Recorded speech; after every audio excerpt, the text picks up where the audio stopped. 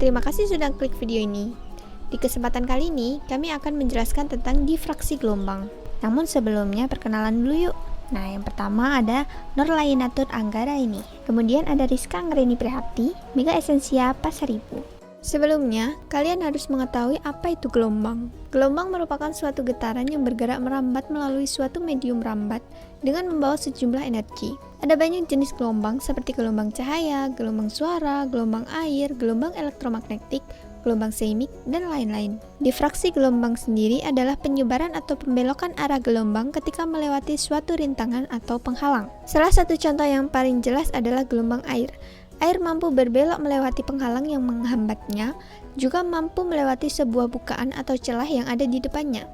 Kejadian ini dapat sangat jelas dilihat oleh mata karena gelombang air memiliki panjang gelombang lebih panjang dibanding yang lain. Contoh sederhana, jika kita memiliki sebuah wadah yang berisi air, kemudian diletakkan penghalang di tengahnya, dan dibuat sebuah celah di antara kedua penghalang, kemudian kita jatuhkan batu ke dalam salah satu sisi, maka akan menimbulkan riak air.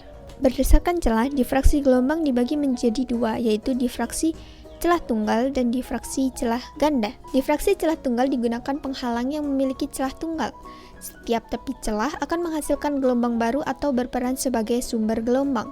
Gelombang yang dihasilkan salah satu tepi celah akan berinterferensi dengan gelombang yang berasal dari tepi celah yang lain. Sedangkan difraksi celah ganda digunakan penghalang bercelah ganda, sehingga dihasilkan 4 gelombang baru, karena setiap satu celah menghasilkan 2 gelombang baru.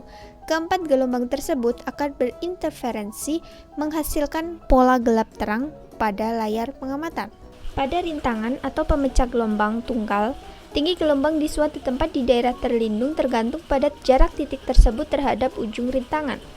Sudut antara rintangan dan garis yang menghubungkan titik tersebut dengan ujung rintangan, dan sudut antara arah penjalanan gelombang dan rintangan alfa. Perbandingan antara tinggi gelombang di titik yang terletak di daerah terlindung dan tinggi gelombang datang disebut koefisien difraksi atau K-aksen. Dengan A adalah titik yang ditinjau di belakang rintangan dan P adalah ujung pemecah gelombang. Nilai K-aksen adalah F, theta, beta, R per L.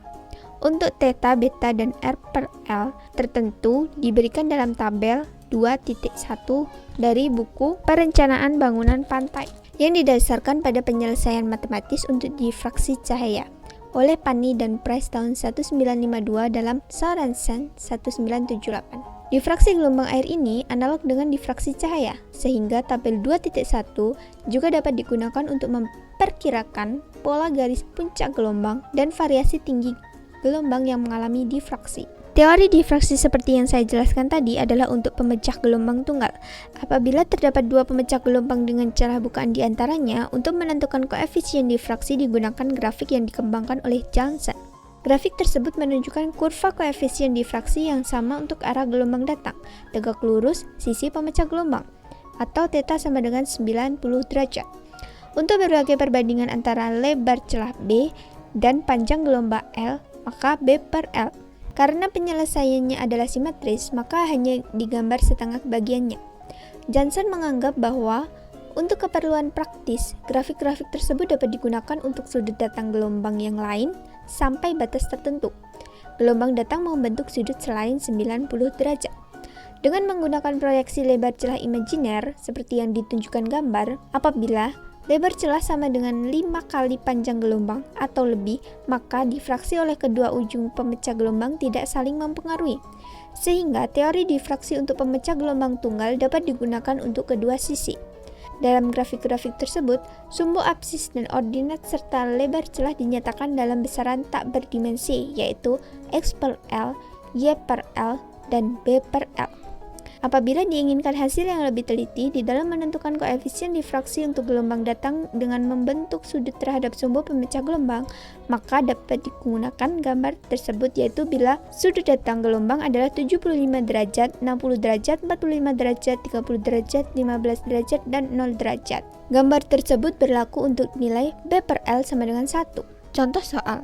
Suatu deret gelombang dengan periode 8 detik menuju pemecah gelombang dengan membentuk sudut theta sama dengan 60 derajat. Kedalaman air di belakang pemecah gelombang adalah 10 meter dan dianggap konstan.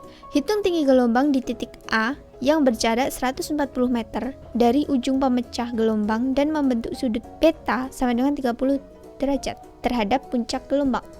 Tinggi gelombang di ujung rintangan adalah 2 meter. Penyelesaian, panjang gelombang datang, LO sama dengan 1,56 T kuadrat sama dengan 99,84 meter. Perbandingan kedalaman dengan panjang gelombang, D per LO sama dengan 0,1002, D per L sama dengan 0,14115, L sama dengan D per 0,1411, R sama dengan 140 M. R per L sama dengan 140 dibagi 70,84 sama dengan 1,98 dapat dibulatkan menjadi 2. Tinggi gelombang di titik A, HA sama dengan K aksen kali HP sama dengan 0,28 kali 2 menghasilkan 0,56 meter. Terima kasih sudah tonton video ini sampai akhir. Semoga bermanfaat dan sampai jumpa.